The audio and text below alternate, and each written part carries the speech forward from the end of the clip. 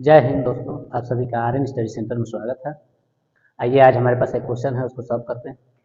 दिया है कि in the given figure A B parallel to C D, line A B जो है सी डी के पैरेलल है और एंगल बी ए ई जो है 50 डिग्री है और angle A E C equals to X, A E C जो है एक्स डिग्री है, एक्स दिया हुआ है और एंगल ई सी डी जो है 100 डिग्री है। तो हम लोग को एक्स की वैल्यू फाइंड करनी है। तो सबसे पहले हम लोग करेंगे क्या कि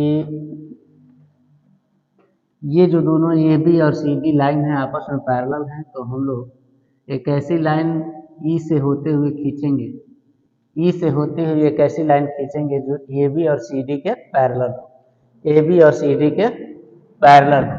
यानी कि ये जो लाइन हो गई इसको हम लोग जी एच लिख सकते हैं।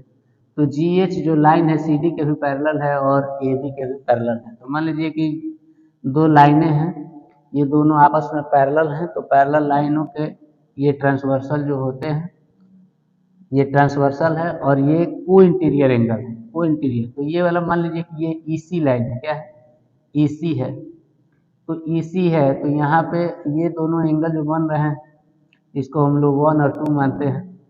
तो 1 और 2 एंगल जो है को इंटीरियर एंगल है। वो किसी भी दो पैरेलल लाइनों के बीच में जो को इंटीरियर एंगल बनते हैं उनका सम जो है, को इंटीरियर एंगल का सम 180 डिग्री होता है। यानी कि यहाँ पे 100 डिग्री है और यहाँ पे हम लोग y मान रहे हैं।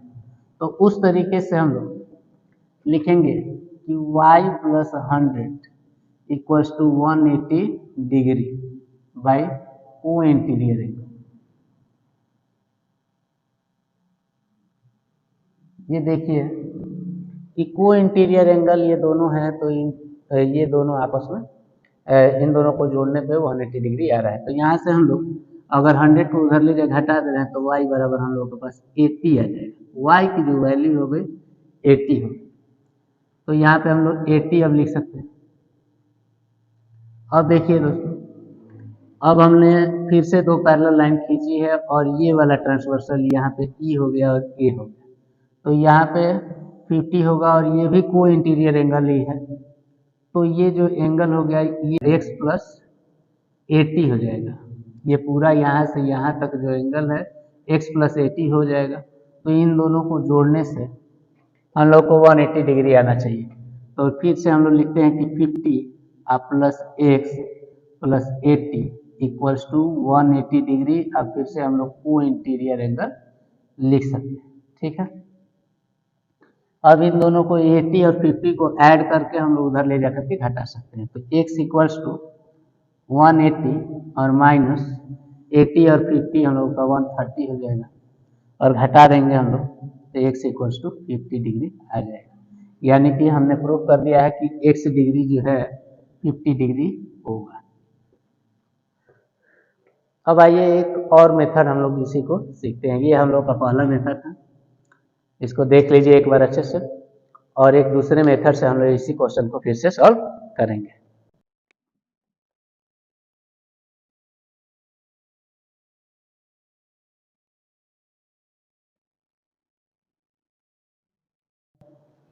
अब देखते हैं कि ए बी जो है, ए बी जो लाइन है सी डी के पैरेलल है, तो इसी को बढ़ा देते हैं, आगे की तरफ बढ़ा दिया है हमने और यहाँ पे हम लोग जी लिख दिया, ठीक है।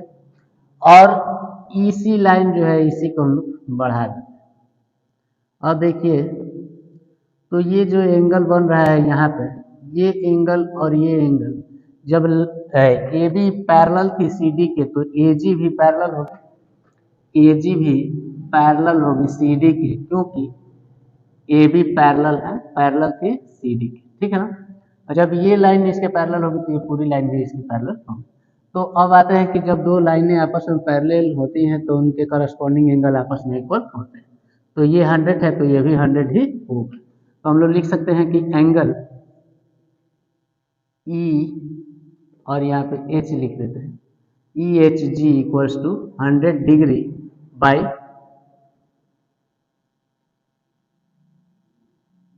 Corresponding angles. करस्पॉन्डिंग एंगल आपस में इक्वल होते हैं जब दोनों लाइनें आपस में पैरेलल होती हैं। हमने पिछले वीडियो में ये सारी बातें अच्छे से बताई हैं, कि corresponding angle, alternate interior angle जो भी होता है। अब देखिए, तो जब ये 100 हो गया तो अब हम लोगों के पास एक ऐसा डायग्राम बन रहा है कि ट्रायंगल AEHG, और यहाँ पे हमने 100 फाइंड कर दिया है। ये बुक में दिया हुआ है 50 डिग्री, और ये वाला हम लोग को फाइंड करना है। तो हम लोग बहुत अच्छे से जानते हैं कि x + 50 इक्वल्स टू 100 डिग्री, इसको एक्सटीरियर एंगल कहते हैं। एक्सटीरियर एंगल थ्योरम कहते हैं इसको। किसी भी ट्रायंगल का एक्सटर्नल एंगल जो होता है, एक्सटीरियर एंगल, वो अपोजिट इंटीरियर एंगलों के सम के बराबर होता है। तो ये भी हमने पहले पढ़ चुका है।